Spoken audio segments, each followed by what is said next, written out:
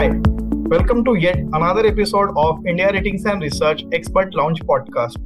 Today, we have with me Mr. Mahaveer Jain, Director at India Ratings and Research, and also joined with us Mr. Vikas Anand, Associate Director, India Ratings and Research. Today, we are going to discuss on the latest report that we have released on hotel sector, that is on structural tailwind, supply lagging demand. I request Mr. Mahaveer to take this discussion forward. Over to you, Mr. Mahaveer. Thanks, Amay. Hi, Vikas. Hi Mahaveer. Hi Amay. Vikas, we have put out a special report on hotel sector. I wanted to chat with you on some of the sector insight. Can you talk to us about what the report mentions to be the sector outlook? Yeah, right, Mahaveer. What we have seen over the last 1.5 years is a very sharp rebound in demand from the lows that were observed during the pandemic. People have been traveling across the country. There has been increase in leisure travel, increase in foreign tourist arrivals, increase in business meetings. There have been events. First half of the year, we saw G20. Now we are witnessing the Cricket World Cup. So all in all, the hotel sector has done very well. Across our own rated portfolio, the occupancies over the last 1.5-2 years have remained steady at about 75 to 90%. So we expect that this will continue at least for over the next 1 year or so, and consequently our outlook is quite positive for the hotel sector for the next 1.5. Okay, the outlook is positive. We have seen high room rents in the last few quarters. So are they going to check out or will they stay back? We expect them to remain steady, mainly because even though there has been such a high demand, we haven't seen much supply entering into the market during the last 2-3 years. And that will give some headroom for the average room rents to either remain steady or maybe increase also. We'll probably start seeing more and more supply trickling in over the next 3 to 5 years. Looking at the demand, which is actually still continuing to rise, we expect that the average room rents will remain steady. Okay, the supply will lag demand. Can you give us the assumptions on the growth rates on both demand and supply that we have for next 1 year? Right.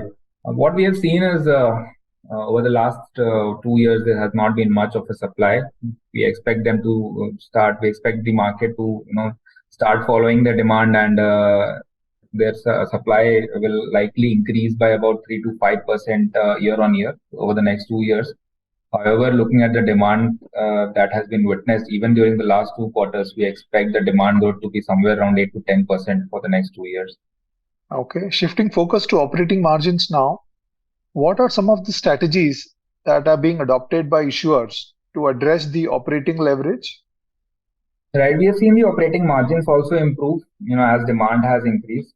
However, going forward, the players have stumbled upon some strategies to control the operating leverage. What we have seen is that people can go for a leased model of hotel rather than having an own model of hotel. That's one of the strategies. Another strategy is they can sort of outsource their hotel management control rather than controlling it themselves. Another strategy is increasing their food and beverage business to give it a higher share of revenue than, say, room rentals. And lastly, we have also seen control of the staff versus the room ratio.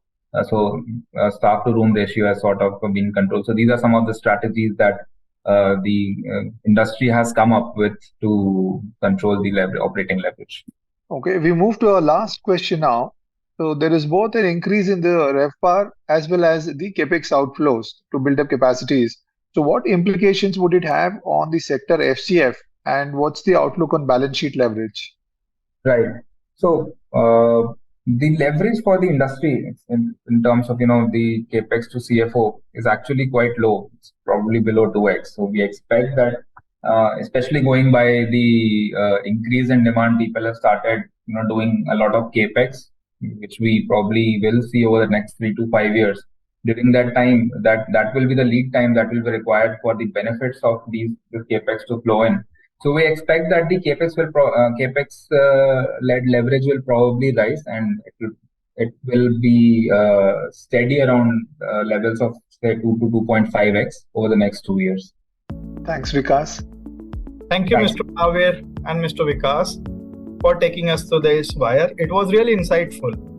The link to the wire is shared along with the podcast. I highly recommend to have a look at it.